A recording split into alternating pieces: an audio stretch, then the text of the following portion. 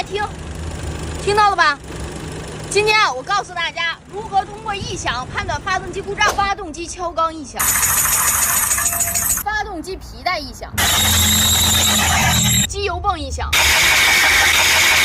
，3通4位阀异响，活塞销断裂异响，平衡轴异响，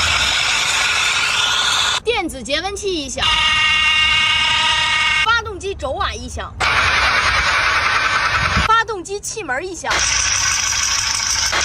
怎么样，学会没？以后再去修理厂就不会被坑了。其实啊，好多东西不是你不会弄，只是你不知道。还想看我修什么？评论区留言。